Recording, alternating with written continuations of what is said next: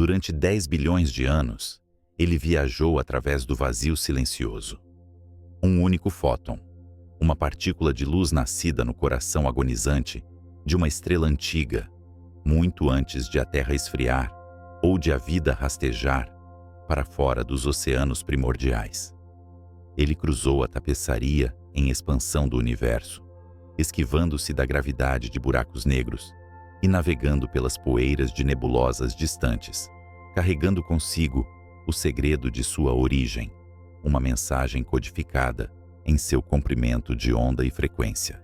E então, no último milissegundo de sua odisseia épica, a tragédia acontece. Ao chegar ao nosso pálido ponto azul, o mensageiro cósmico colide com um muro invisível. Não é uma barreira de pedra ou ferro, mas um oceano turbulento de nitrogênio e oxigênio. A atmosfera da Terra. O mesmo ar que enche nossos pulmões e protege nossa pele da radiação solar, atua como uma lente quebrada, um vidro fosco que distorce a realidade. O fóton é desviado, espalhado, absorvido. A mensagem pura que ele carregava por éons é corrompida no instante final. Para um observador no solo, a estrela não brilha com uma luz constante e verdadeira. Ela pisca. Chamamos isso de cintilação e escrevemos poemas sobre sua beleza romântica. Mas para o astrônomo, essa cintilação é um ruído, uma estática caótica que apaga a história do universo. Durante milênios, a humanidade olhou para cima do fundo deste poço de gravidade, tentando decifrar o cosmos através de um véu trêmulo. Desde os pastores da antiga Suméria até Galileu, apontando seu vidro óptico rudimentar para as luas de Júpiter, todos estavam prisioneiros da mesma cela atmosférica. Construímos telescópios maiores, espelhos gigantescos polidos com a precisão de átomos, e os colocamos no topo das montanhas mais altas, onde o ar é rarefeito e frio. No entanto, mesmo nos picos dos Andes ou nos vulcões do Havaí, ainda estamos olhando para o universo como um mergulhador no fundo de uma piscina, tentando ver os pássaros voando acima da superfície da água. As imagens ondulam, os detalhes se fundem. A física fundamental da luz é refém da meteorologia. Mas no rescaldo de uma guerra global, quando o mundo ainda contava seus mortos e as cidades ainda fumegavam, um homem ousou imaginar uma fuga desta prisão. O ano era 1946. A Segunda Guerra Mundial acabara de terminar, deixando para trás um legado de destruição e uma nova tecnologia aterrorizante, o foguete V2. Enquanto a maioria do mundo via nessas máquinas os precursores de uma aniquilação nuclear futura, o astrofísico Lyman Spitzer Jr. viu nelas uma escada para as estrelas. Em um documento visionário, escrito para a Rand Corporation, com o título despretensioso de Vantagens Astronômicas de um Observatório Extraterrestre, Spitzer propôs o impossível.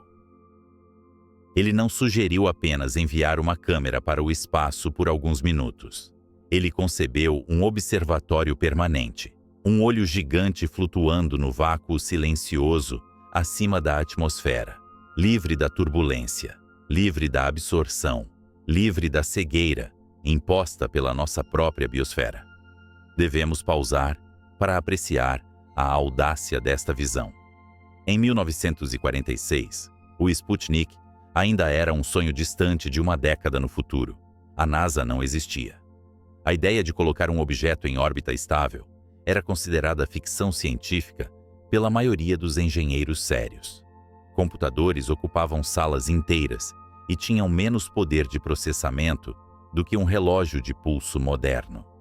E ainda assim, Spitzer argumentou com a precisão fria da matemática que o futuro da astronomia não estava na Terra, mas acima dela. A lógica de Spitzer baseava-se em dois pilares fundamentais da física óptica. Dois problemas que nenhum telescópio terrestre, por maior que fosse, poderia jamais resolver completamente. O primeiro é a resolução angular. Imagine tentar ler a data em uma moeda a 1 quilômetro de distância. A luz que reflete da moeda viaja até você, mas ao passar pelas camadas de ar quente e frio que se misturam constantemente na atmosfera, os raios de luz são dobrados aleatoriamente. É o mesmo efeito que vemos acima do asfalto quente em um dia de verão, onde o ar parece dançar. Para os astrônomos, isso impõe um limite rígido à nitidez das imagens, conhecido como seeing. Não importa quão perfeito seja o espelho do telescópio, a atmosfera impõe um borrão inevitável. Spitzer sabia que, no vácuo do espaço, onde não há ar para refratar a luz, o único limite para a clareza seria a difração da própria luz e o tamanho do espelho. Um telescópio no espaço poderia ver detalhes 10, 20, 100 vezes menores do que os gigantes terrestres. Poderia distinguir duas estrelas que parecem uma só, ou resolver a estrutura espiral de uma galáxia distante, que da Terra parece apenas uma mancha difusa. O segundo pilar era ainda mais profundo e dizia respeito à natureza invisível do cosmos.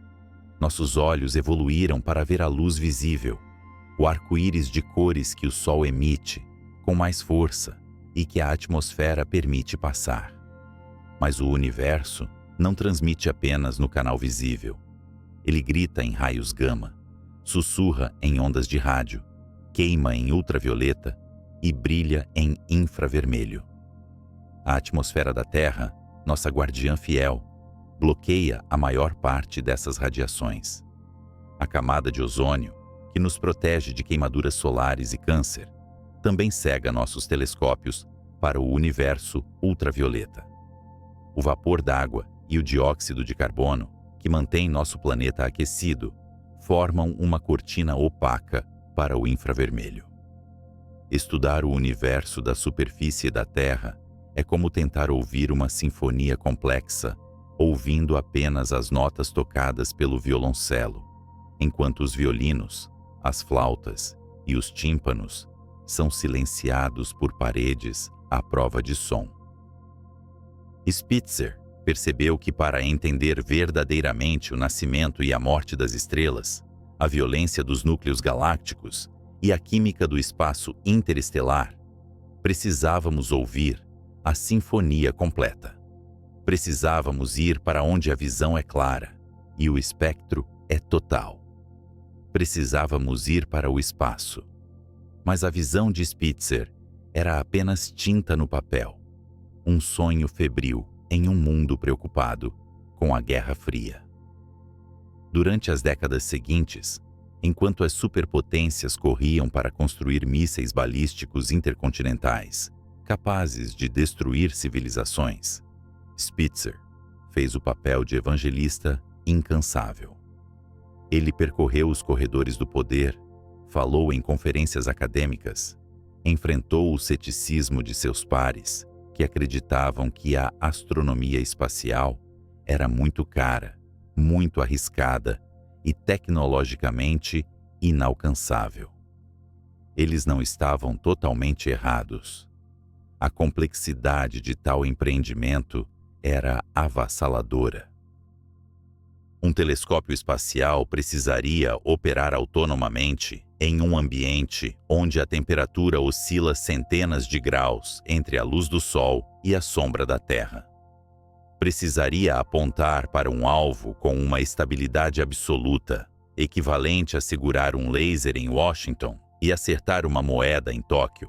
Tudo isso enquanto orbita o planeta a 28 mil quilômetros por hora. E, diferentemente dos observatórios terrestres, se algo quebrasse, não haveria zelador para trocar um fusível ou limpar uma lente. No entanto, a maré da história estava mudando. O lançamento do Sputnik em 1957 chocou o mundo e acendeu a corrida espacial. De repente, o espaço não era mais um vazio inalcançável, mas a nova fronteira estratégica da humanidade. A ciência começou a pegar carona nos foguetes militares.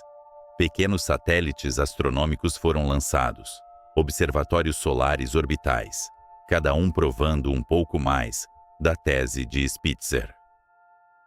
Eles revelaram um universo muito mais violento e dinâmico do que se imaginava, um cosmos pulsando com energias invisíveis que nunca haviam tocado o solo terrestre. Nos anos 60 e 70, o sonho começou a se solidificar em planos. A comunidade científica, antes cética, começou a se unir em torno da ideia de um grande telescópio espacial. Tornou-se o santo graal da astrofísica. Mas com a ambição veio o custo, e com o custo veio a política. O projeto foi cancelado, revivido, cortado e ameaçado repetidamente pelo Congresso americano. Foi uma batalha de atrito, onde a busca pelo conhecimento colidiu com as realidades orçamentárias de uma nação dividida. Foi necessário um esforço internacional, a união da NASA com a Agência Espacial Europeia, para salvar o projeto do esquecimento. O telescópio deixou de ser apenas uma máquina americana para se tornar um olho da humanidade. E então, finalmente, recebeu um nome. Não foi nomeado em homenagem a um político ou a um general, mas a um homem que, como Spitzer, mudou fundamentalmente nossa compreensão do nosso lugar no universo. Edwin Hubble. Edwin Hubble foi o homem que, na década de 1920, usando o maior telescópio da época no Monte Wilson, olhou para as nebulosas espirais e percebeu que elas não eram nuvens de gás dentro da nossa Via Láctea, mas sim ilhas de universos inteiros, galáxias distantes, separadas por abismos de espaço e tempo. Ele descobriu que o universo estava se expandindo, que as galáxias estavam se afastando umas das outras, implicando que houve um começo, um momento de criação singular. Era apropriado, portanto, que o instrumento que prometia olhar mais fundo no espaço e no tempo do que qualquer outro levasse seu nome. O telescópio espacial Hubble foi projetado para responder às perguntas que Edwin Hubble havia levantado. Qual é a idade do universo? Quão rápido ele está se expandindo? O que existe na escuridão entre as estrelas? Mas, à medida que os engenheiros começaram a transformar os diagramas em metal e vidro, a escala do desafio físico tornou-se aparente. O coração do telescópio seria seu espelho primário, de 2,4 metros. Não era o maior espelho já feito, mas precisava ser o mais perfeito. A especificação exigia que a superfície do vidro fosse polida com uma precisão inimaginável. Se o espelho fosse ampliado para o tamanho da superfície da Terra, a montanha mais alta não poderia ter mais do que alguns centímetros de altura. Qualquer desvio, qualquer falha microscópica, comprometeria a capacidade do telescópio de focar a luz fraca, vinda da borda do universo observável. A empresa Perkin-Elmer foi contratada para esta tarefa hercúlea. Em salas limpas, técnicos em trajes brancos trabalharam por anos, moendo e polindo o vidro, guiados por lasers e computadores, em uma busca obsessiva pela perfeição geométrica. Eles estavam esculpindo a curva que capturaria a luz das primeiras estrelas. Eles estavam construindo uma máquina do tempo, pois na astronomia, olhar para longe é olhar para o passado. A luz tem uma velocidade finita. Quando olhamos para a Lua, a vemos como ela era há 1 segundo. O Sol, há 8 minutos. As estrelas mais próximas, há anos. E as galáxias distantes, há bilhões de anos. O telescópio Hubble foi concebido para ser a arqueologia final, para escavar as camadas de tempo até o momento em que as luzes se acenderam no universo escuro. À medida que a década de 1980 avançava, o telescópio tomava forma. Um cilindro prateado do tamanho de um ônibus escolar, recheado com a eletrônica mais sofisticada que a humanidade já havia produzido. Era uma catedral da ciência, pronta para ser elevada aos céus pelo ônibus espacial, o caminhão de carga mais complexo já construído. Mas o destino, como a atmosfera que Spitzer tanto queria evitar, é turbulento. Em janeiro de 1986, o ônibus espacial Challenger explodiu segundos após o lançamento, matando 7 astronautas e paralisando o programa espacial americano. O Hubble, pronto e esperando em sua sala limpa, foi colocado em um armazenamento forçado. Durante anos, ele permaneceu no escuro, um gigante adormecido na Terra, enquanto os engenheiros mantinham seus sistemas vivos e o mundo lamentava a perda da Challenger. O custo de manter o telescópio no solo aumentava aos milhões a cada mês.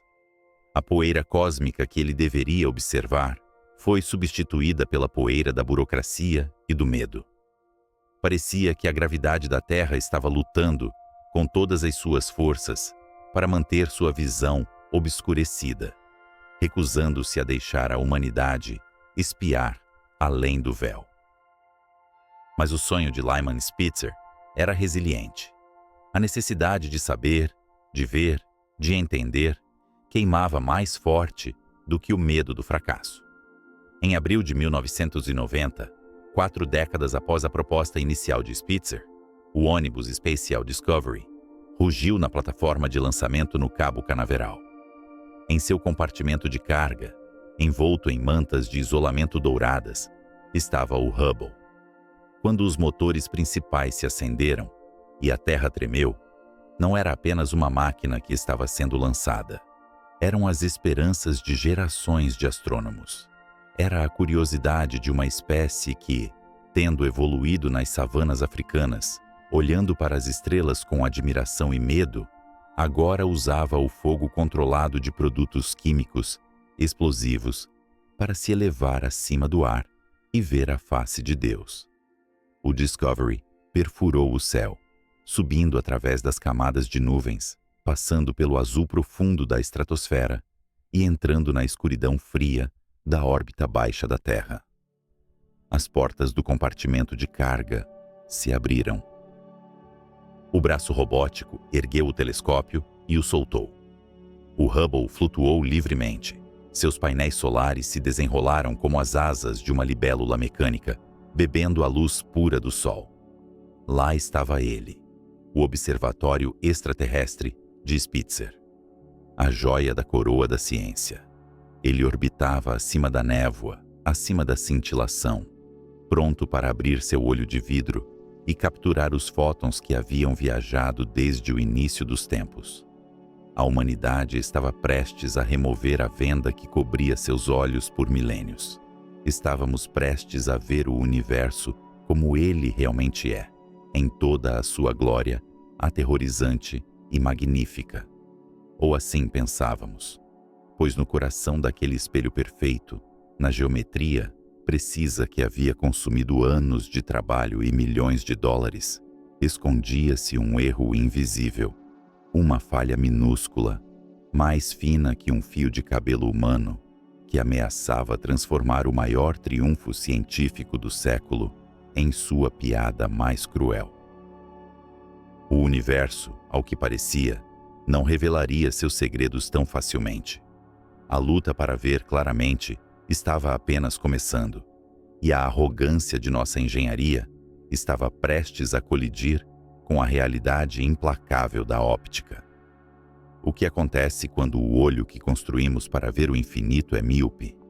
O que acontece quando o sonho de 40 anos se torna um pesadelo borrado?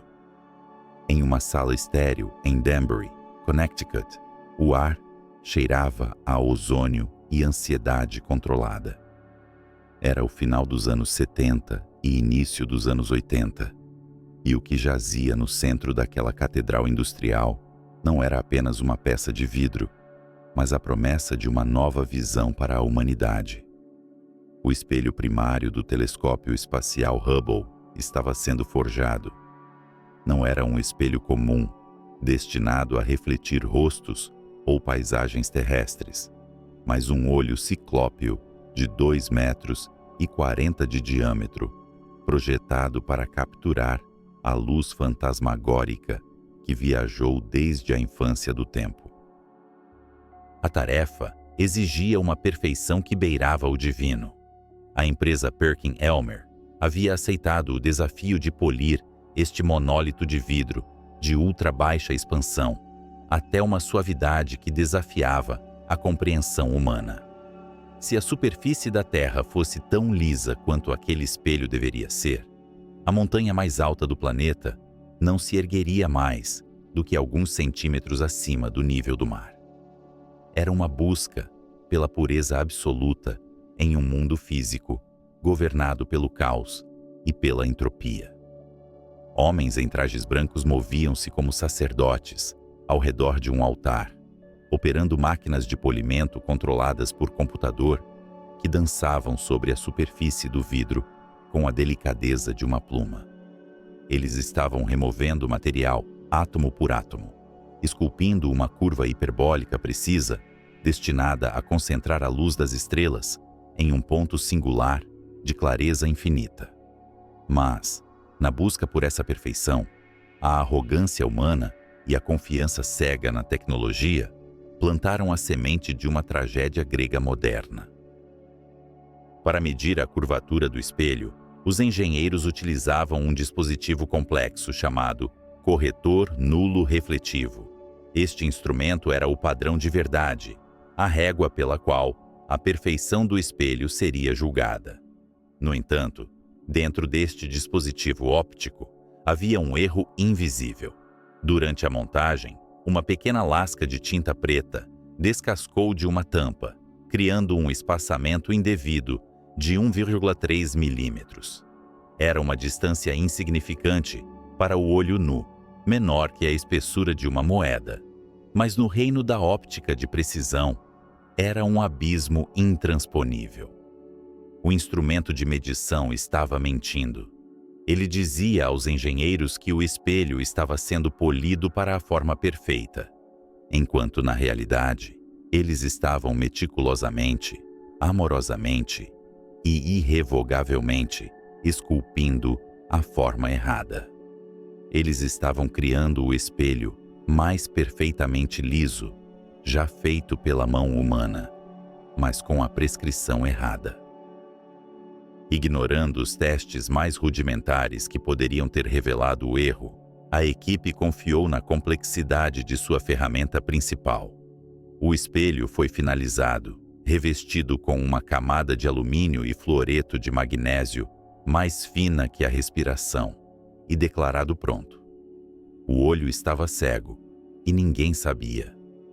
Enquanto o telescópio era montado, integrando milhares de sistemas, giroscópios e computadores em um chassi do tamanho de um ônibus escolar, o destino preparava um golpe cruel que paralisaria não apenas o projeto, mas a alma da exploração espacial. Era uma manhã fria de janeiro de 1986. O telescópio espacial, agora batizado de Hubble, em homenagem ao homem que expandiu nosso universo, estava quase pronto para sua odisseia. Mas a frota que o levaria aos céus enfrentava seu próprio julgamento.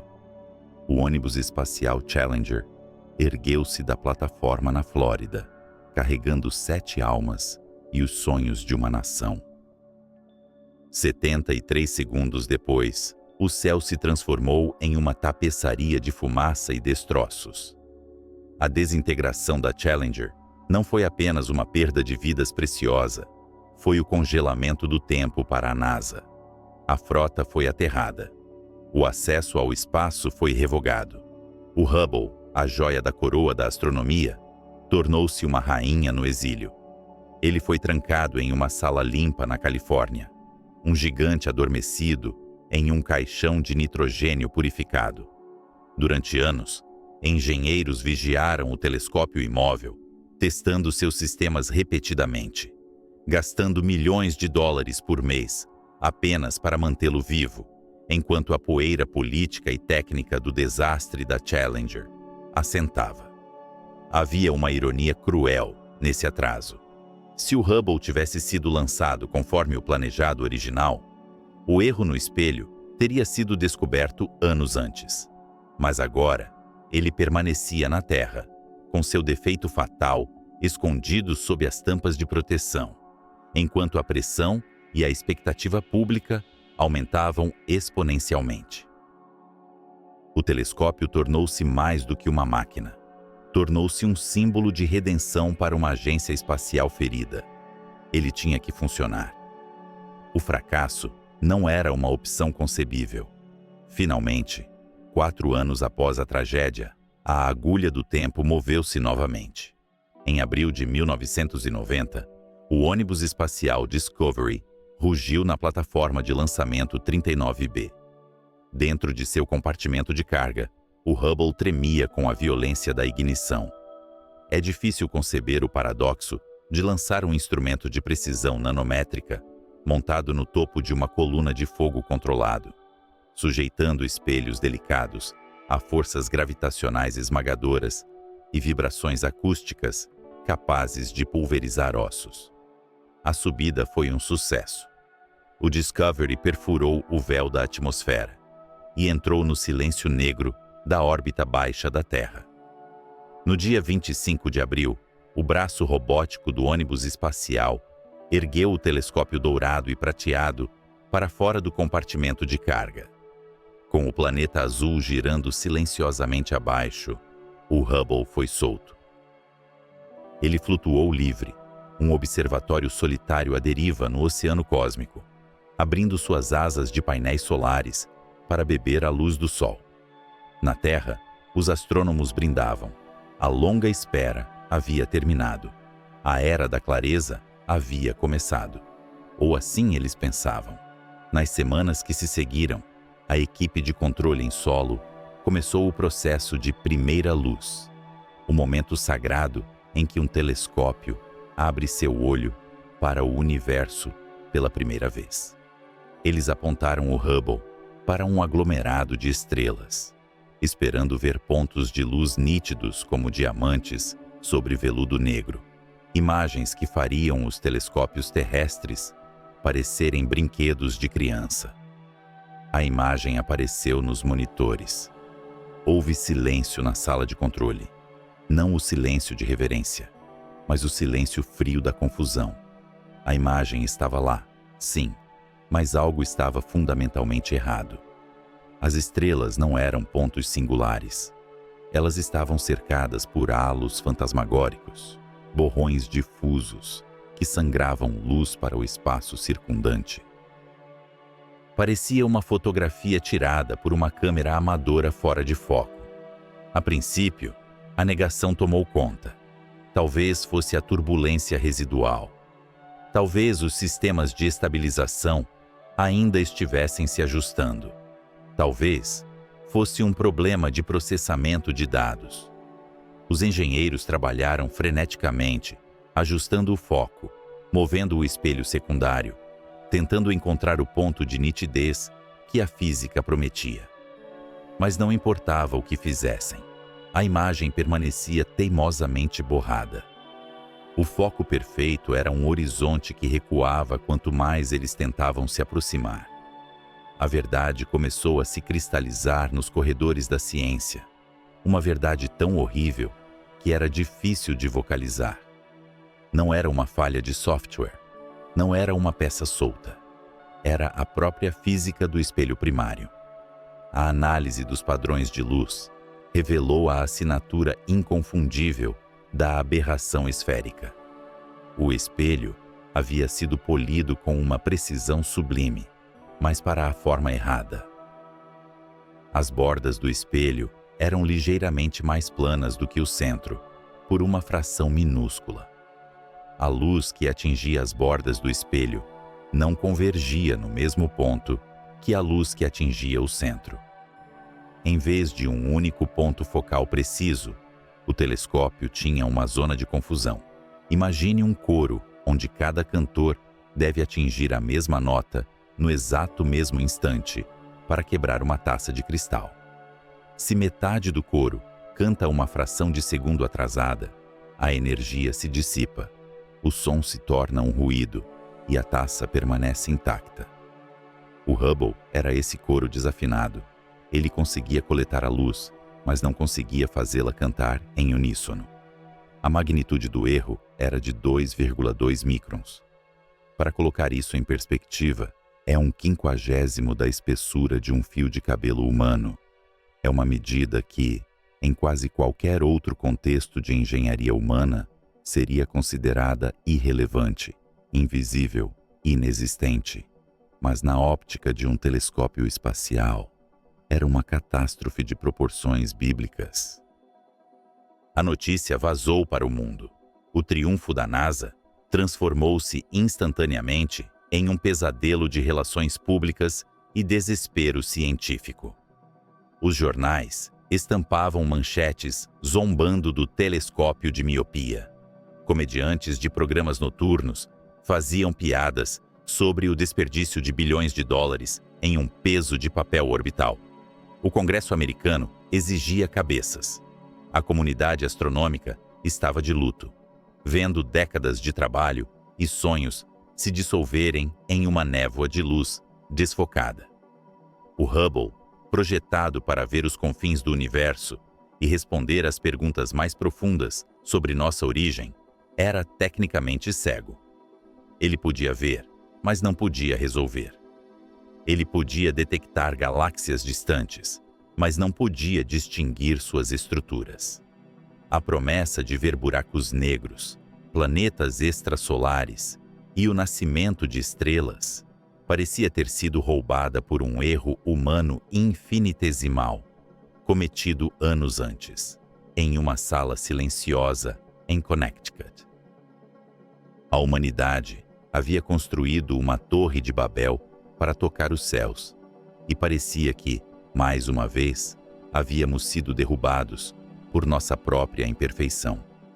O telescópio estava lá em cima, orbitando a 540 quilômetros acima de nossas cabeças, intocável, inalcançável e quebrado. Não havia oficina mecânica no vácuo. Não havia como trazer o gigante de volta para polir o vidro novamente. No entanto, no fundo desse poço de desespero, uma pergunta começou a surgir. O erro era preciso. Era uma falha matemática perfeita. O espelho não era áspero. Ele era suavemente, previsivelmente errado. E se o problema fosse uma questão de matemática, a solução também poderia ser. Se soubéssemos exatamente como o espelho estava distorcendo a luz, poderíamos construir óculos para ele.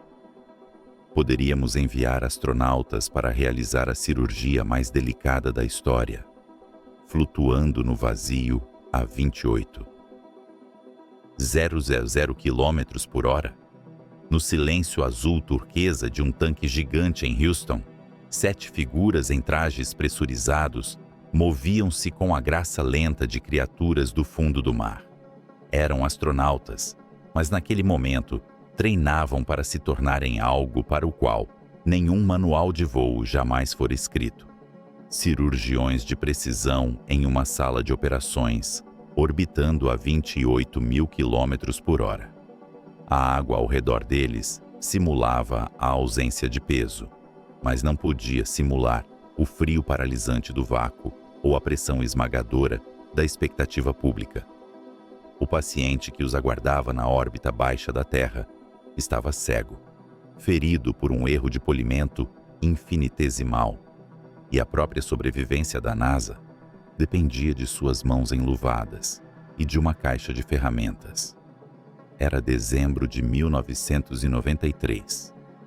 O telescópio espacial Hubble havia se tornado o alvo de piadas em programas noturnos de televisão, um monumento de 2 bilhões de dólares à falibilidade humana. Mas enquanto o mundo ria, os engenheiros preparavam a mais audaciosa missão de resgate da história da exploração espacial. A nave Endeavour rasgou o céu da Flórida carregando não apenas tripulantes, mas a esperança de redenção de toda uma comunidade científica. A missão STS-61 não era apenas uma manutenção, era uma aposta de tudo ou nada, jogada contra a física implacável da luz. Quando o ônibus espacial capturou o telescópio com seu braço robótico, trazendo o gigante prateado para o compartimento de carga, o cenário estava montado para um balé mecânico de complexidade sem precedentes. Durante 5 caminhadas espaciais extenuantes, os astronautas Story Musgrave e seus colegas abriram as entranhas do Hubble. O objetivo não era substituir o espelho defeituoso, uma tarefa impossível no espaço, mas sim fornecer ao telescópio o equivalente tecnológico de óculos corretivos. A solução atendia pelo nome de COSTAR. Era uma caixa do tamanho de uma cabine telefônica, contendo uma série de pequenos espelhos, alguns do tamanho de moedas, usinados com uma perfeição que beirava o sobrenatural. A ideia era interceptar a luz distorcida vinda do espelho primário, invertê-la com precisão matemática e enviá-la corrigida para os instrumentos científicos. Para instalar este dispositivo, os astronautas tiveram que sacrificar um dos instrumentos originais, o fotômetro de alta velocidade, removendo-o como se extraíssem um órgão para salvar a vida do paciente. Cada parafuso girado no vácuo era um triunfo da vontade humana sobre um ambiente hostil. Um movimento em falso, uma ferramenta escapando dos dedos desajeitados pelos trajes pressurizados, poderia colidir com os espelhos delicados e transformar a miopia em cegueira permanente. Mas o balé foi executado sem falhas. O COSTAR foi inserido. A câmera planetária e de campo largo 2, que continha sua própria correção interna, foi instalada.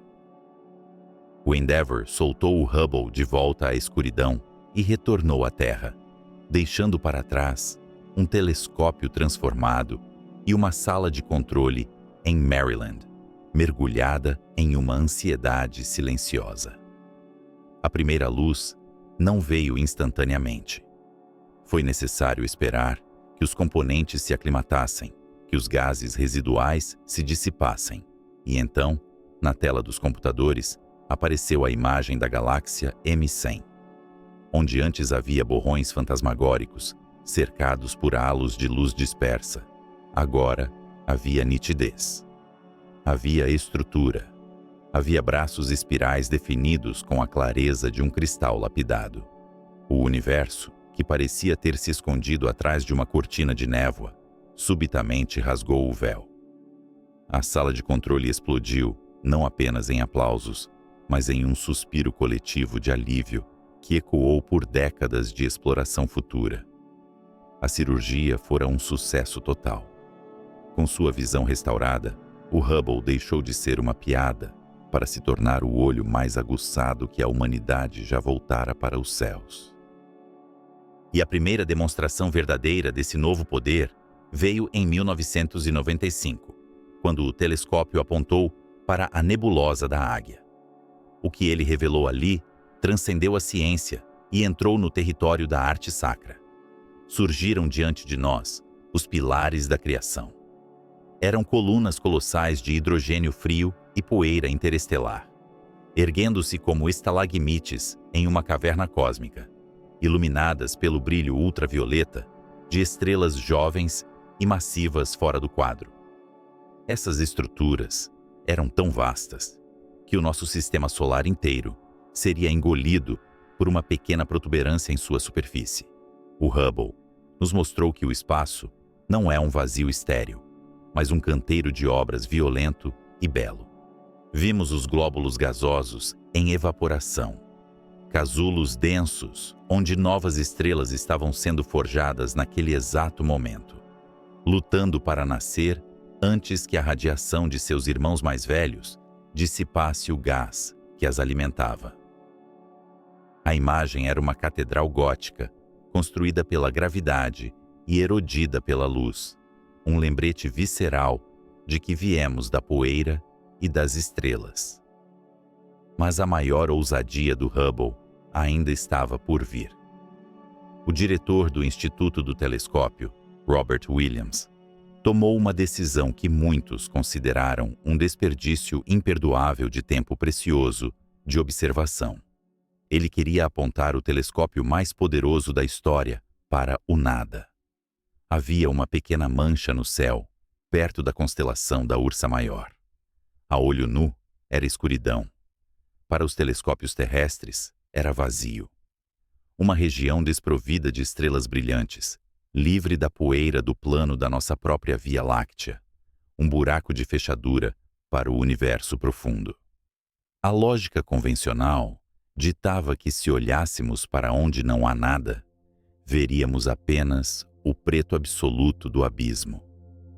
Williams, no entanto, apostou que o vazio era uma ilusão causada pelas limitações da nossa visão anterior. Durante 10 dias consecutivos, no final de 1995, o Hubble fixou seu olhar inabalável naquele pedaço de escuridão. O tamanho da área observada era equivalente ao buraco de uma agulha segurada à distância de um braço, esticado contra o céu. O telescópio agiu como um balde deixado na chuva, coletando fóton após fóton, partículas de luz que haviam viajado pelo cosmos desde tempos imemoriais, fracas demais para serem detectadas por qualquer exposição curta. Quando a imagem final foi processada, o resultado, conhecido como o campo profundo do Hubble, mudou para sempre a nossa concepção da realidade. Onde esperávamos o preto, encontramos um tapete de joias. Naquele minúsculo fragmento de céu, supostamente vazio, o Hubble revelou cerca de 3.000 galáxias. Não eram estrelas. Cada ponto de luz, cada espiral tênue, cada mancha irregular, era uma ilha inteira de matéria, contendo centenas de bilhões de sóis próprios. Eram galáxias de todas as formas e tamanhos, algumas azuis e jovens, outras vermelhas e velhas, e algumas tão distantes que sua luz havia partido quando o universo tinha apenas uma fração de sua idade atual. Ao olhar para o espaço profundo, o Hubble estava na verdade olhando para o passado profundo. A luz tem uma velocidade finita. Quando olhamos para a Lua, a vemos como era há um segundo. Quando o Hubble olhou para aquelas galáxias distantes no campo profundo, ele estava vendo fantasmas de eras passadas, estruturas que existiram bilhões de anos antes da Terra sequer se formar a partir do disco protoplanetário do nosso Sol. Estávamos fazendo arqueologia com a luz. A imagem era vertiginosa. Se aquele pequeno buraco de agulha continha 3.000 galáxias, e se o céu é coberto por milhões de áreas desse tamanho, a aritmética simples nos forçava a uma conclusão humilhante e aterrorizante. O universo observável não continha apenas as galáxias que conhecíamos, mas centenas de bilhões delas. A escala da existência expandiu-se instantaneamente em nossa mente coletiva. Deixamos de ser os habitantes de uma grande galáxia em um universo quieto para nos tornarmos poeira em um oceano infinito de mundos. O campo profundo provou que não importa para onde olhemos, não importa quão escura pareça a noite, o cosmos está repleto de matéria e energia. A escuridão não é ausência, é apenas uma luz que ainda não teve tempo ou intensidade para chegar aos nossos olhos. O telescópio, agora redimido e operando no auge de sua capacidade, havia nos dado o presente da perspectiva. Ele nos mostrou que somos pequenos, sim, mas também nos mostrou que somos capazes de construir ferramentas para ver a vastidão que nos diminui. A redenção do Hubble foi completa. Os astronautas haviam consertado seus olhos e, em troca, ele nos deu uma nova visão de quem somos. Mas enquanto nos maravilhávamos com a densidade de galáxias e a beleza das nebulosas, questões mais profundas começaram a surgir das sombras dessas imagens.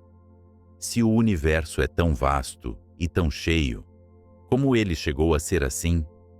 E mais inquietante ainda, ao observarmos a luz dessas galáxias distantes, começamos a notar algo estranho em seu comportamento. Algo que não se encaixava nas teorias estabelecidas sobre o destino final de toda essa matéria. O universo estava guardando seu segredo mais sombrio para o próximo ato. Um segredo que desafiaria a própria natureza da gravidade e do espaço. O que faria o tecido da realidade se comportar de maneira tão inesperada quando olhássemos ainda mais longe? No vasto e silencioso teatro do aglomerado de Virgem, a 53 milhões de anos-luz de nossa pequena casa azul, reside um gigante. Messier 87. Não é uma galáxia espiral elegante como a nossa Via Láctea, com braços graciosos que abraçam o vazio. É uma esfera elíptica colossal, uma colmeia dourada de trilhões de estrelas velhas, inchada e luminosa.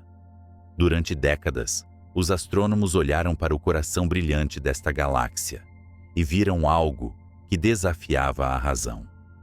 Um jato de plasma, uma lança de energia pura, estendendo-se por milhares de anos-luz, parecia ser cuspido do próprio centro da galáxia como sangue jorrando de uma ferida cósmica. A física newtoniana tremia diante de tal violência. Algo impossível residia ali. Algo invisível, mas com a massa de bilhões de sóis. Antes do Hubble, os buracos negros eram fantasmas matemáticos. Eram soluções exóticas rabiscadas nos cadernos de Einstein e Schwarzschild. Monstros teóricos que devoravam a luz e paravam o tempo, existindo apenas na fronteira da imaginação dos físicos. A comunidade científica estava dividida. Muitos acreditavam que a natureza, em sua sabedoria, jamais permitiria a formação de tal abominação, um ponto onde a densidade se torna infinita e as leis da realidade se desfazem. Eles precisavam de provas. Eles precisavam olhar nos olhos da besta. Foi então que o telescópio, agora curado de sua miopia inicial, voltou seu olhar ciclópeo para o coração de M87. Ele não podia ver o buraco negro diretamente, pois a própria definição desse objeto é a ausência de luz, um ralo eterno no tecido do espaço-tempo. Mas o Hubble podia ver o que o monstro fazia com seus súditos. Ele utilizou seu espectrógrafo de imagens do telescópio espacial, um instrumento capaz de dissecar a luz como um cirurgião disseca tecidos, para observar o gás girando em torno do núcleo galáctico. Imagine um redemoinho no meio do oceano. Você não vê o buraco no fundo, mas vê a água girando freneticamente ao redor dele. Se a água se move devagar, o dreno é pequeno. Se a água gira a velocidades insanas, o que a puxa para baixo deve ser terrível. O Hubble mediu a velocidade desse gás cósmico. De um lado do núcleo, o gás avançava em nossa direção, sua luz comprimida para o azul pelo efeito Doppler. Do outro lado, afastava-se, sua luz esticada para o vermelho. A velocidade era estonteante. O gás girava a quase 2 milhões de quilômetros por hora. Para segurar uma matéria movendo-se tão rápido e impedir que ela fosse arremessada para o espaço profundo, o centro da galáxia precisava conter uma massa gravitacional equivalente a 3 bilhões de sóis, tudo comprimido em um espaço não maior que o nosso sistema solar. A conclusão foi inevitável e aterrorizante. O monstro era real. A ficção científica tornou-se fato científico em uma única observação.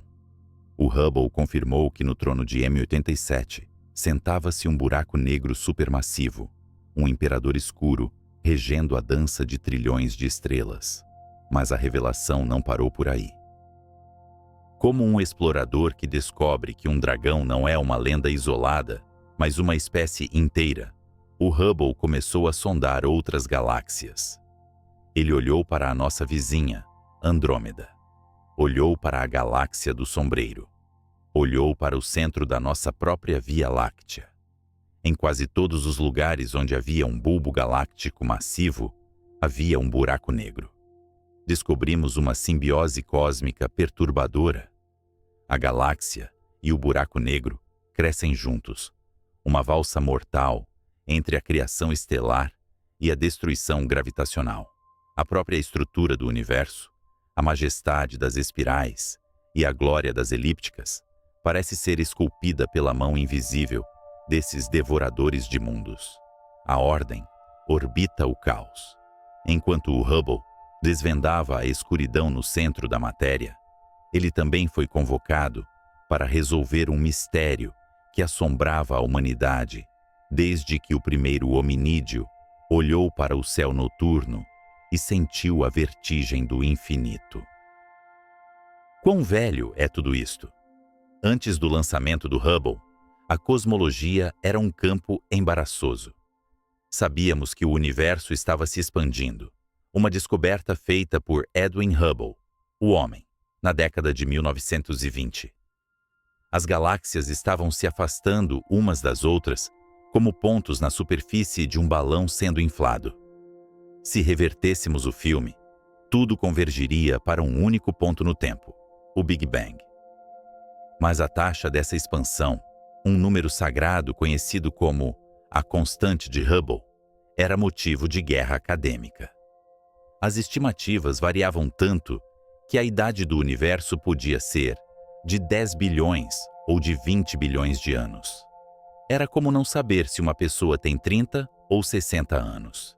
Pior ainda, algumas medições sugeriam que o universo era mais jovem do que as estrelas mais velhas que ele continha. Um paradoxo lógico insustentável, pois o filho não pode ser mais velho que a mãe. Para resolver isso, precisávamos de uma fita métrica. Precisávamos medir a distância exata até as galáxias distantes. Mas no vasto oceano do vácuo, não há marcos, não há placas de sinalização. Uma estrela pode parecer fraca porque está longe, ou simplesmente porque é uma estrela pequena e fraca. Como distinguir uma vela a 1 quilômetro de um holofote a 100 quilômetros, se ambos aparecem como o mesmo ponto de luz na escuridão? A resposta reside no coração pulsante de um tipo especial de estrela, as variáveis cefeidas. Imagine um farol em uma costa nevoenta. Sua luz aumenta e diminui em um ritmo regular. Henrietta Swan Leavitt, uma das mentes mais brilhantes e menos celebradas da astronomia do início do século XX, descobriu que essas estrelas respiram. Elas incham e encolhem, e o tempo que levam para completar esse ciclo está diretamente ligado ao seu brilho intrínseco. Uma cefeida que pulsa lentamente é intrinsecamente mais brilhante do que uma que pulsa rapidamente. É uma das chaves mestras do cosmos. Se você cronometrar a pulsação, sabe o quão brilhante a estrela realmente é. Se você sabe o quão brilhante ela é e compara com o quão fraca ela parece no céu, você pode calcular a distância exata com a precisão de um agrimensor. Mas encontrar essas estrelas individuais em outras galáxias é uma tarefa de dificuldade hercúlea. A atmosfera da Terra borra a visão, transformando galáxias distantes em manchas indistintas, onde estrelas individuais se fundem em um nevoeiro luminoso. Era necessário subir acima do ar. Era necessário o Hubble. O telescópio apontou para a galáxia M100, um belo redemoinho no aglomerado de Virgem. Ele precisava encontrar agulhas em um palheiro cósmico. Durante semanas, o Hubble observou, esperando o piscar rítmico, o batimento cardíaco estelar que revelaria a verdade. E ele as encontrou. Dezenas de cefeidas, piscando com a regularidade de metrônomos divinos, através do abismo de dezenas de milhões de anos-luz. Com esses dados, o projeto-chave do Hubble pôde finalmente calibrar a escala do universo. A incerteza, que antes abrangia um fator de 2, colapsou para uma margem de erro de apenas 10%. O universo não tinha 10 bilhões de anos, o que era pouco demais, nem 20, o que era muito. O número convergiu. 13,8 bilhões de anos. Pela primeira vez na história da nossa espécie, não estávamos mais adivinhando. A cosmologia deixou de ser um ramo da filosofia especulativa para se tornar uma ciência de precisão exata. Tínhamos uma data de nascimento. Sabíamos quando o relógio começou a tic-taquear. A crise da idade do universo foi resolvida. As estrelas mais velhas, com seus 12 ou 13 bilhões de anos, encaixavam-se confortavelmente dentro da idade do cosmos, como joias antigas em uma caixa ligeiramente mais velha. Esta conquista foi mais do que um número em uma planilha. Foi uma mudança fundamental na nossa percepção de lugar. Nós havíamos medido a cela em que existimos. Havíamos mapeado as paredes da nossa prisão temporal. O Hubble nos deu o tamanho do palco onde a peça da vida se desenrola. Contudo, ao fixar a idade do universo, o Hubble preparou o cenário para uma reviravolta ainda mais dramática. Ao olharmos para o passado, ao medirmos a luz dessas galáxias que se afastam, assumimos que a gravidade, essa força atrativa e implacável que rege os buracos negros e mantém nossos pés no chão, estaria agindo como um freio. A expansão do universo, pensávamos, deveria estar desacelerando, puxada para trás pela massa combinada de todas as estrelas e galáxias, como uma pedra lançada ao ar que eventualmente perde velocidade. Estávamos confiantes nessa premissa. A gravidade puxa, a gravidade une. O destino final do universo dependia dessa desaceleração. Ou pararíamos e colapsaríamos em um Big Crunch, ou a expansão continuaria para sempre, mas cada vez mais lenta, um suspiro eterno, perdendo força. Mas o universo, em sua indiferença suprema às nossas expectativas, guardava um segredo final nas sombras entre as galáxias. O Hubble, ao olhar para as velas padrão mais distantes, supernovas explodindo nos confins do tempo, começou a notar algo estranho. Elas estavam mais fracas do que deveriam estar. Elas estavam mais longe do que a gravidade permitiria. O tecido do espaço não estava apenas esticando. Estava sendo rasgado mais rápido a cada segundo. O que descobrimos não foi uma desaceleração, mas uma aceleração desenfreada. Alguma coisa estava empurrando o universo para fora. Uma força antigravitacional desconhecida. Uma energia que brotava do próprio vácuo, dominando a gravidade e condenando as galáxias a uma solidão eterna. Havíamos acabado de medir a idade da nossa casa, apenas para descobrir que as paredes estavam se afastando de nós a uma velocidade alucinante, impulsionadas por um fantasma que viríamos a chamar de energia escura. O Hubble, construído para ver a luz, havia nos levado à beira do maior mistério da escuridão.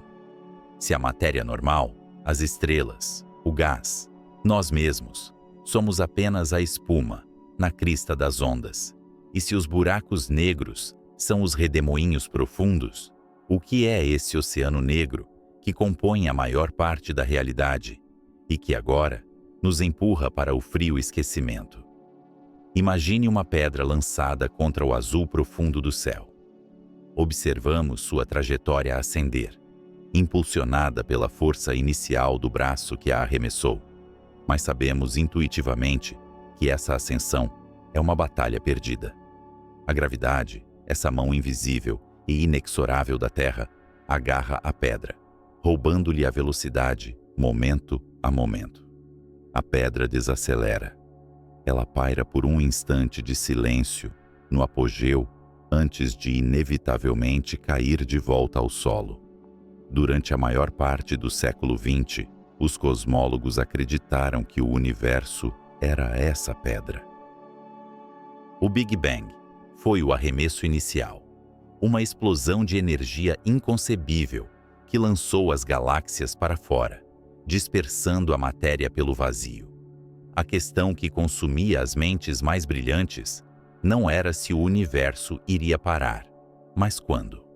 Acreditava-se que a gravidade de toda a matéria, das estrelas resplandecentes à poeira fria e à matéria escura oculta, agia como um freio cósmico, puxando tudo de volta para um centro comum. O destino parecia ser uma escolha binária entre o grande colapso, onde o tempo reverteria e o fogo consumiria tudo, ou uma expansão, que gradualmente perderia o fôlego até a estagnação. Mas no final da década de 1990, a humanidade olhou para o abismo, e o abismo não apenas olhou de volta, ele sorriu com uma malícia desconhecida. Duas equipes rivais de astrônomos embarcaram em uma corrida para medir essa desaceleração esperada. Para fazer isso, precisavam de marcadores de distância precisos, faróis cósmicos cuja luminosidade intrínseca fosse conhecida e imutável. Encontraram esses faróis nas explosões cataclísmicas conhecidas como supernovas do tipo Ia. Estas não são mortes estelares comuns. Elas ocorrem em sistemas binários, onde uma anã branca, o cadáver denso de uma estrela como o nosso Sol, canibaliza a matéria de uma companheira vizinha. A anã branca engole gás vorazmente até atingir um limite matemático preciso, conhecido como o limite de Chandrasekhar.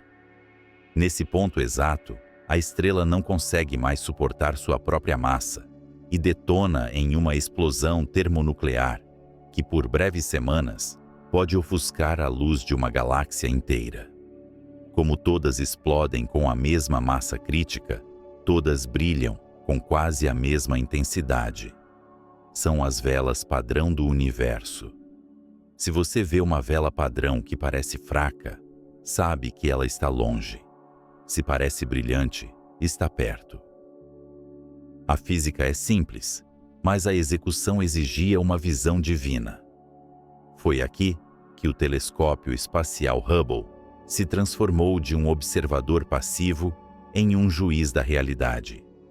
Enquanto os telescópios terrestres lutavam contra a turbulência da atmosfera para encontrar esses pontos de luz a bilhões de anos-luz de distância, o Hubble, flutuando no silêncio do vácuo, oferecia a clareza necessária para distinguir a luz da supernova do brilho de sua galáxia hospedeira.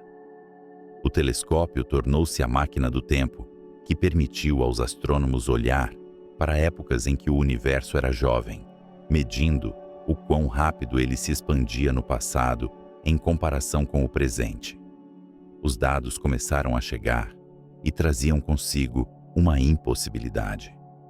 Ao plotar o brilho dessas supernovas distantes em relação ao seu desvio para o vermelho, que mede a velocidade com que se afastam de nós, os astrônomos esperavam ver os pontos de dados curvando-se de uma maneira que indicasse a desaceleração cósmica.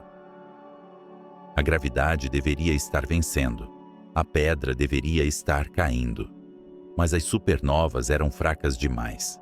Elas estavam muito mais distantes do que qualquer modelo de desaceleração permitia.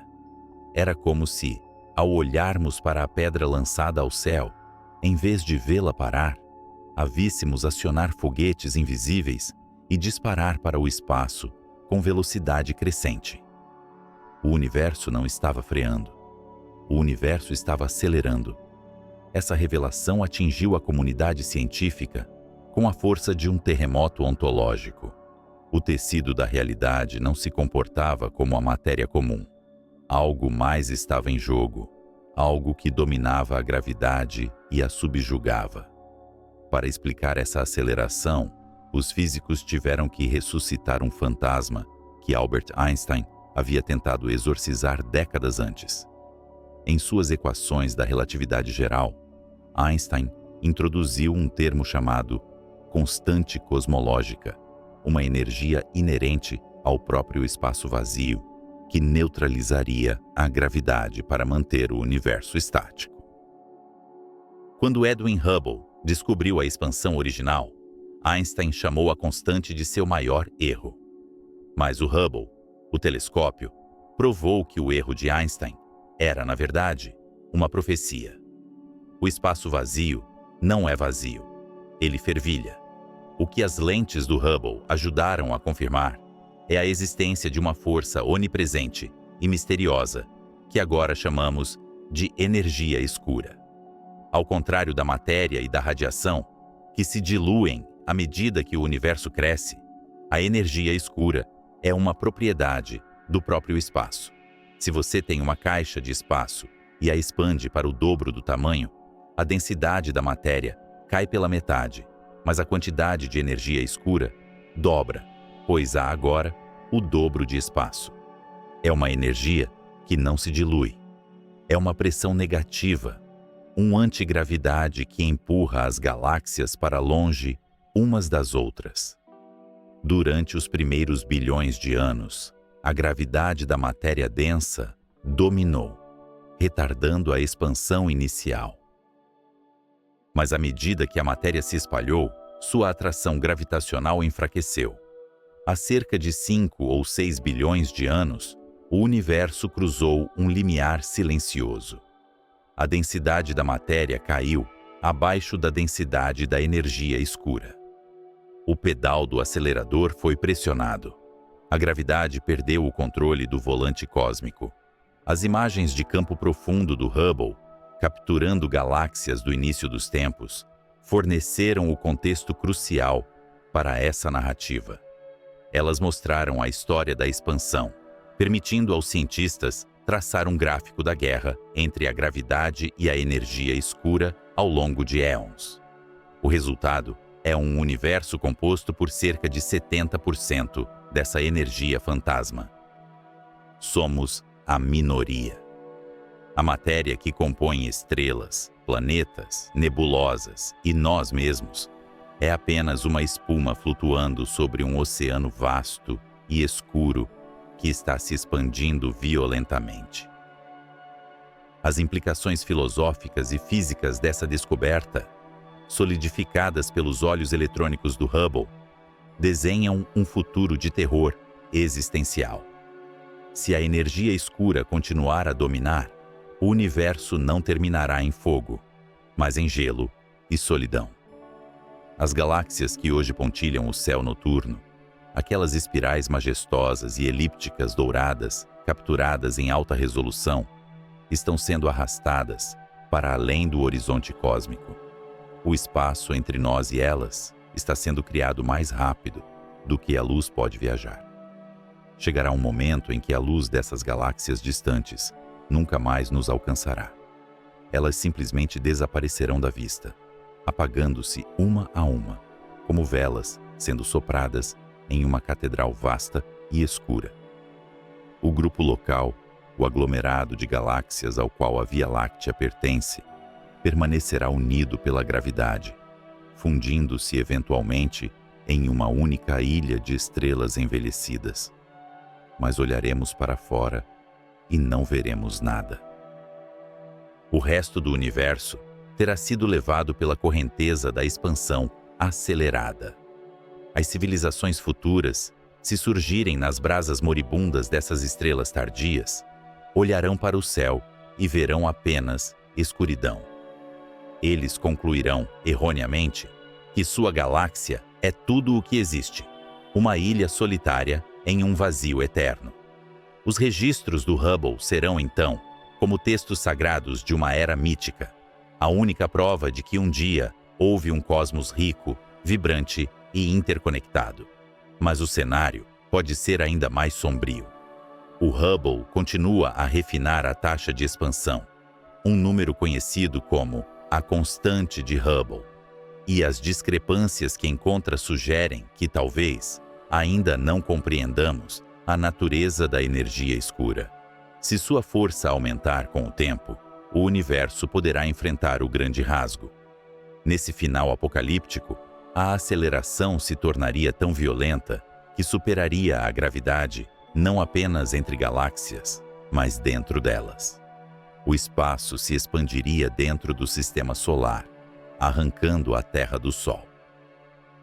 Depois, superaria as forças eletromagnéticas e nucleares, rasgando moléculas, átomos e, finalmente, o próprio tecido do espaço-tempo, reduzindo a realidade a partículas subatômicas isoladas, incapazes de interagir umas com as outras.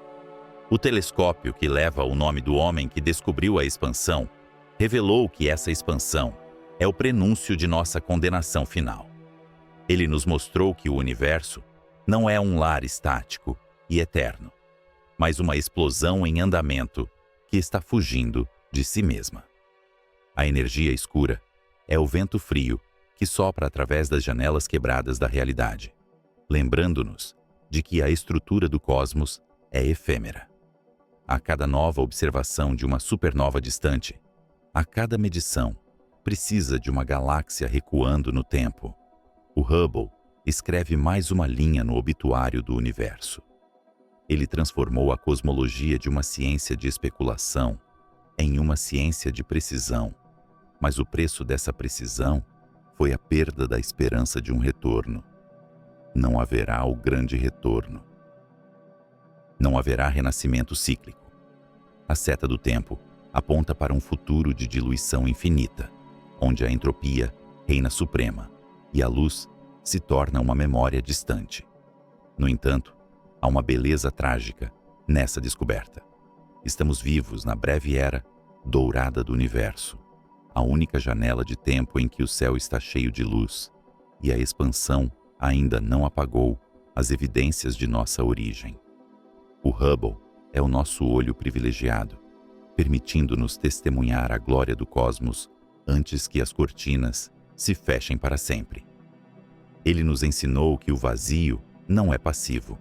É um ator dinâmico, uma besta que respira e cresce, empurrando as paredes da nossa realidade para fora, em direção a um silêncio absoluto.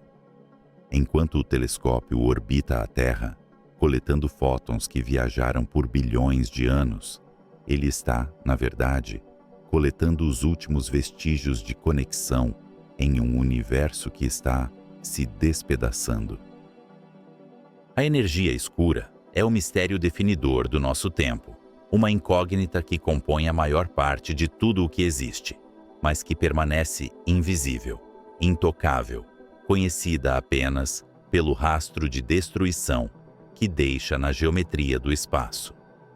O legado do Hubble, portanto, não é apenas as belas imagens de nebulosas coloridas, mas a revelação do cenário em que essas nebulosas desempenham seu papel final. A ciência busca ordem, mas encontrou um caos acelerado. O Hubble olhou para as profundezas e nos trouxe a notícia de que estamos à deriva, em um rio que flui cada vez mais rápido para uma catarata de escuridão. E enquanto contemplamos essa verdade aterrorizante, surge uma nova pergunta, talvez a mais perturbadora de todas.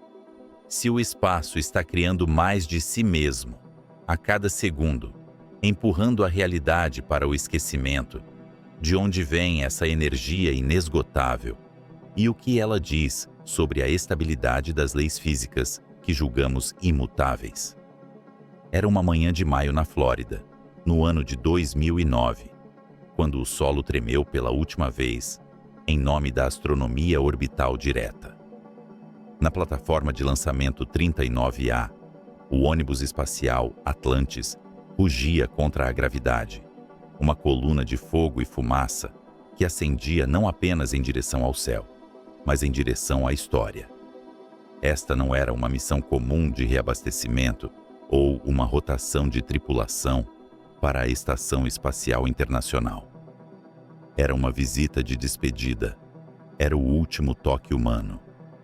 Diferente das missões anteriores, o Atlantis voava sozinho. Se o escudo térmico da nave sofresse danos durante a ascensão, Não haveria porto seguro na estação espacial, pois o Hubble orbita em uma inclinação e altitude completamente diferentes. A NASA, ciente do perigo mortal, mantinha um segundo ônibus espacial, o Endeavour, pronto na plataforma adjacente, preparado para uma missão de resgate de emergência sem precedentes. Era um risco calculado, uma aposta de vidas humanas contra o valor do conhecimento, uma prova definitiva de que aquele cilindro de metal flutuante valia o sacrifício supremo. Quando o Atlantis alcançou a órbita e seus propulsores silenciaram, o silêncio do vácuo envolveu a nave. O comandante guiou a enorme estrutura branca em direção ao ponto de luz que crescia no horizonte negro. Lá estava ele, o grande observatório. Banhado pela luz crua do sol, o Hubble parecia um viajante cansado, marcado por décadas de bombardeio de micrometeoritos e pela radiação implacável. Seus painéis solares estavam desgastados, seus giroscópios falhavam e seus instrumentos clamavam por renovação. O braço robótico do ônibus espacial estendeu-se como a mão de um curador tocando uma relíquia sagrada, agarrando o telescópio e trazendo-o suavemente para o compartimento de carga. O que se seguiu foi uma maratona de cirurgias de alta precisão realizadas no ambiente mais hostil imaginável. Astronautas flutuavam no abismo, presos apenas por cabos, manipulando ferramentas elétricas volumosas, com luvas pressurizadas que anulavam o tato. Eles não estavam apenas trocando baterias, eles estavam reescrevendo a neuroanatomia do telescópio.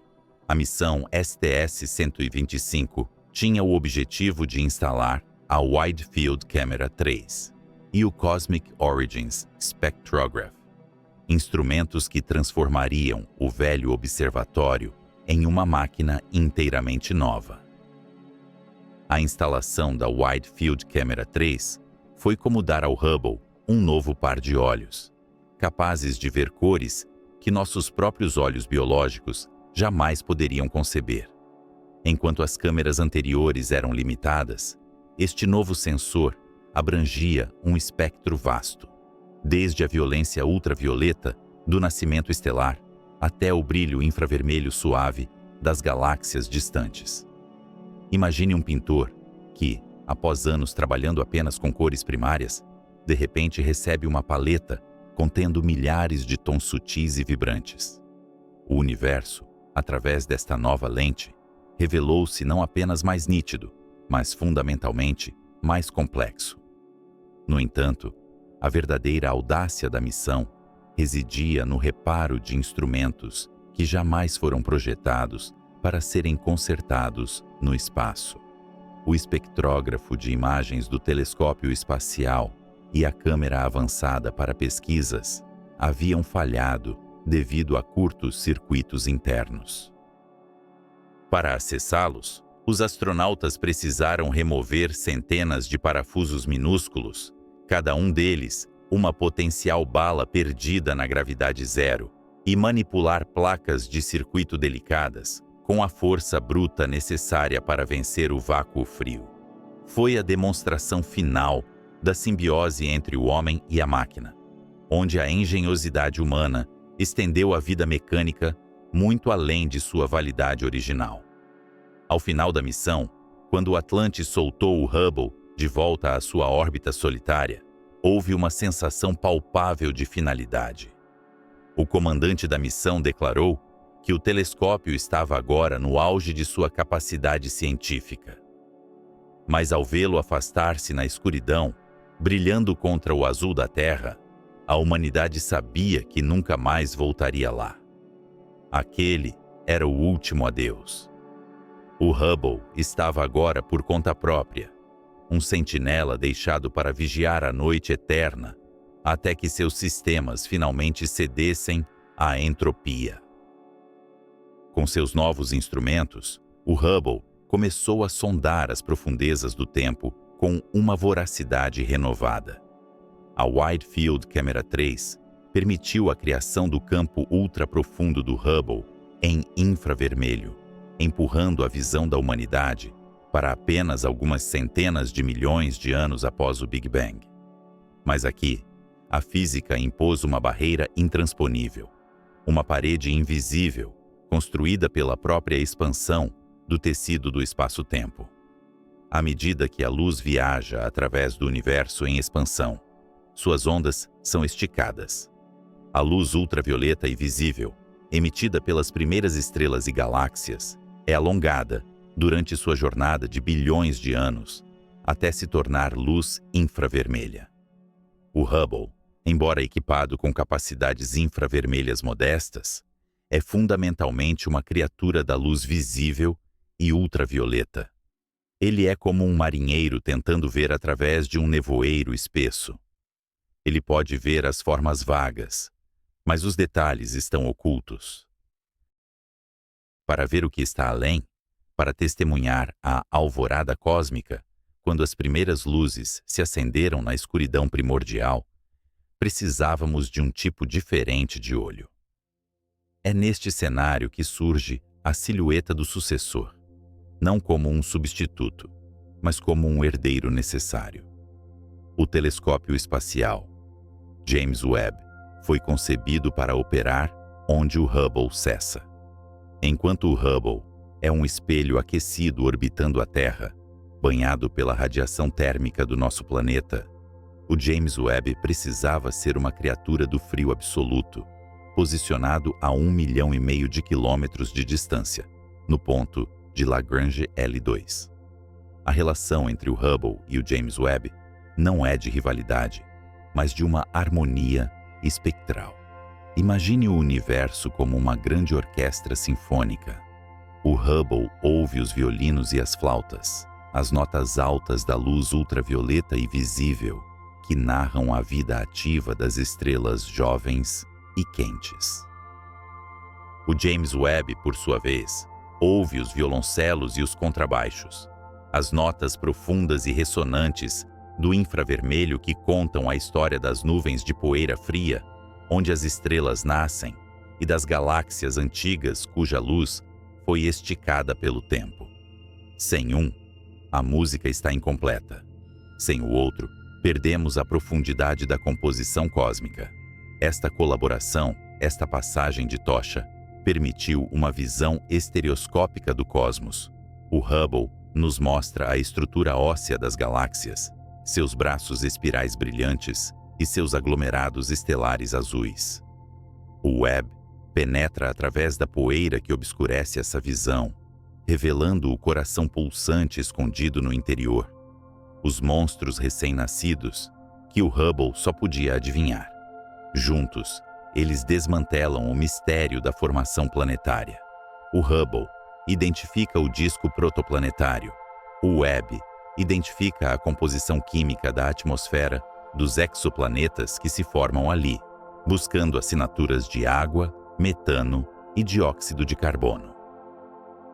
Mas enquanto o futuro se desdobrava nos espelhos dourados do Webb, o Hubble enfrentava a realidade inelutável de sua própria mortalidade. A atmosfera da Terra, embora tênue na altitude do telescópio, não é inexistente. Ela exerce um arrasto sutil, uma fricção fantasmagórica que rouba a energia orbital do observatório a cada revolução. Durante os períodos de alta atividade solar, a atmosfera incha como um pulmão cheio de ar, aumentando a resistência e puxando o telescópio lentamente, mas inexoravelmente, em direção ao planeta que o criou. Os giroscópios, aquelas rodas giratórias que mantêm o telescópio estável, com a precisão de um raio laser, focado em uma moeda a quilômetros de distância, começaram a mostrar sinais de fadiga. O computador de bordo, uma relíquia dos anos 80, sofre falhas de memória ocasionais, forçando o telescópio a entrar em modo de segurança, dormindo como um paciente em coma, induzido enquanto os engenheiros na Terra lutam para reanimá-lo. Cada recuperação é uma vitória, mas também um lembrete de que a máquina é finita. No entanto, há uma nobreza neste envelhecimento. O Hubble não se tornou obsoleto, ele se tornou clássico. Como uma catedral gótica que resiste aos séculos, suas cicatrizes contam a história de nossa própria evolução tecnológica. Ele continua a operar, realizando observações que moldam teses de doutorado e redefinem livros didáticos. A degradação de seus sensores devido à radiação cósmica cria um ruído de fundo crescente em suas imagens, uma neve estática que os astrônomos devem filtrar meticulosamente. Mas através dessa estática, a beleza do universo continua a fluir. Durante a última missão de serviço, os astronautas instalaram um dispositivo simples e sombrio na base do telescópio. O mecanismo de captura suave. É um anel de metal, um ponto de acoplamento passivo. Não serve para a ciência, nem para a energia. Sua única função é permitir que, um dia, uma nave robótica se agarre ao Hubble para guiá-lo em um mergulho suicida controlado na atmosfera do Pacífico. É a lápide pré-instalada, a aceitação de que tudo o que construímos deve eventualmente retornar ao pó.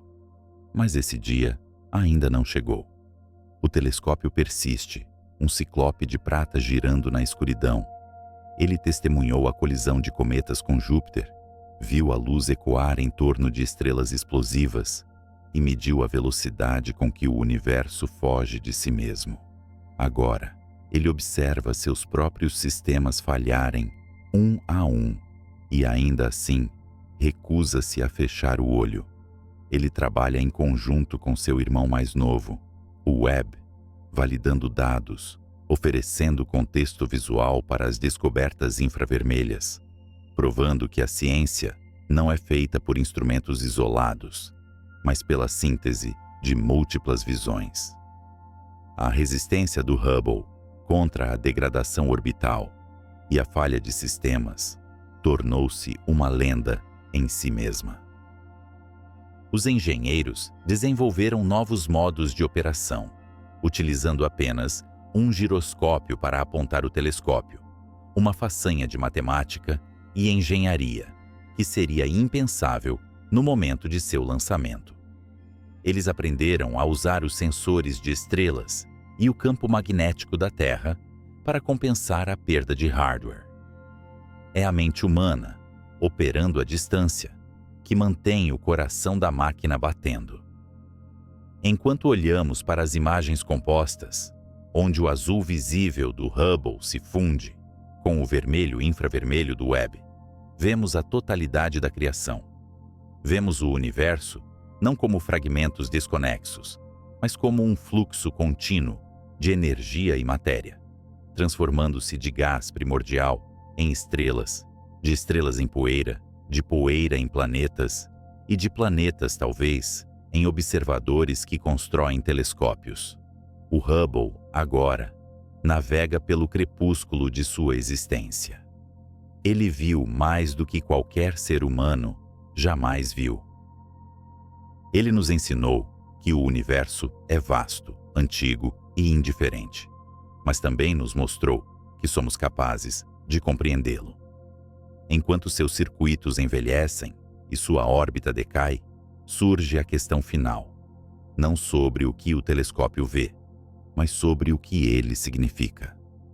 Quando a última imagem for transmitida e o transmissor silenciar para sempre, o que restará desse grande olho que ousou encarar Deus? Imagine um nadador exausto tentando se manter à tona em um oceano infinito de veludo negro. Mesmo a centenas de quilômetros acima da superfície da Terra, onde o ar é tão rarefeito que os cientistas o chamam de vácuo, não existe o vazio absoluto. Existem moléculas perdidas de oxigênio e nitrogênio. Os dedos fantasmagóricos da atmosfera superior do nosso planeta, que se estendem para cima em uma tentativa desesperada de puxar tudo o que orbita de volta para casa. O telescópio espacial Hubble essa catedral de alumínio e vidro que redefiniu nosso lugar na criação, está travando uma batalha silenciosa contra esse arrasto invisível. A cada órbita, a cada 97 minutos, ele perde uma fração infinitesimal de altitude, descendo lenta e inevitavelmente em direção ao fogo que um dia o consumirá. Esta é a tragédia da engenharia e o triunfo da física. Enquanto o corpo metálico do observatório sucumbe à gravidade, a alma da máquina transcende a matéria. Essa alma não é feita de espírito ou éter, mas de informação. Nos servidores blindados e nos arquivos digitais espalhados pelo globo, repousam centenas de terabytes de dados, uma biblioteca de Alexandria, construída não com papiros, mas com a própria luz capturada das bordas do tempo. Para compreender a magnitude desse legado, devemos visualizar o que esses dados representam fisicamente. Um fóton, uma partícula de luz nascida no coração furioso de uma estrela moribunda há 10 bilhões de anos, viajou através do abismo intergaláctico, desviando-se de nuvens de poeira e curvando-se ao redor de aglomerados de matéria escura, apenas para terminar sua jornada colidindo com um detector CCD dentro do Hubble. Aquele fóton pereceu no impacto, mas sua energia foi convertida em um elétron, depois em um sinal digital e, finalmente, em uma imagem que um ser humano poderia contemplar em uma tela de computador. O telescópio agiu como um necromante cósmico, ressuscitando a luz morta para nos contar a história de como o universo era antes mesmo de a Terra existir. Essa imortalidade digital contrasta violentamente com o destino físico do instrumento. Chegará o dia, talvez na década de 2030 ou 2040, em que a fricção atmosférica vencerá. Se nenhuma missão de resgate for montada para elevar sua órbita ou trazê-lo suavemente para um museu, os controladores da missão terão que tomar a decisão final. Eles enviarão o comando para uma reentrada controlada, guiando o observatório para uma parte desolada do Oceano Pacífico. Quando ele atingir as camadas mais densas da atmosfera, a velocidade orbital de 27 mil quilômetros por hora transformará o ar à sua frente em um plasma incandescente, mais quente que a superfície de algumas estrelas. O escudo térmico prateado que protegeu os instrumentos do frio do espaço será arrancado. As treliças de grafite epóxi, projetadas para manter a estabilidade absoluta para exposições de longa duração, se desintegrarão sob as forças G brutais. O espelho primário, aquele olho de vidro polido com a precisão de um átomo, que viu o nascimento de sistemas solares e a colisão de galáxias, derreterá e se vaporizará, retornando aos elementos básicos da tabela periódica. É um funeral viking apropriado para um explorador que navegou nos mares do tempo. Mas a destruição do corpo é irrelevante diante da mudança de consciência que ele provocou.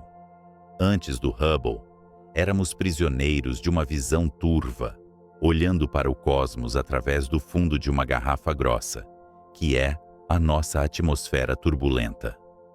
Com ele, a humanidade adquiriu uma clareza divina. Ele não apenas nos mostrou o universo, ele nos mostrou a nós mesmos. Considere a imagem mais importante, já capturada por uma máquina feita por mãos humanas: o campo ultraprofundo. Os astrônomos apontaram o telescópio para uma mancha de escuridão no céu, uma área tão pequena quanto o buraco de uma agulha, segurado à distância de um braço, onde os telescópios terrestres não viam nada além de vazio. Eles deixaram o obturador aberto por dias, permitindo que os fótons mais tímidos e antigos gotejassem no sensor, um por um, como chuva em um balde durante uma seca. Quando a imagem foi processada, o vazio desapareceu. Naquele minúsculo fragmento de nada, havia 10.000 galáxias, cada uma delas contendo bilhões de estrelas, cada estrela possivelmente orbitada por planetas, cada planeta um palco potencial para a vida, a história e a guerra. O Hubble transformou o nada em infinito. Ele nos ensinou que, não importa para onde olhemos, o universo está repleto de matéria, energia e estrutura. Essa revelação trouxe uma humildade que nenhuma filosofia terrena jamais poderia impor. Percebemos que nossa galáxia não é uma ilha especial, mas apenas um grão de areia em uma praia que se estende além do horizonte observável. Essa mudança de perspectiva é o verdadeiro legado do Hubble. Ele democratizou o cosmos. As imagens das pilares da criação, com suas torres de gás e poeira, onde estrelas recém-nascidas emergem como deuses mitológicos, não ficaram trancadas em universidades de elite. Elas adornaram capas de álbuns, camisetas e paredes de quartos de crianças. O Hubble transformou a astrofísica em arte pop, e ao fazer isso, conectou a espécie humana com suas origens estelares.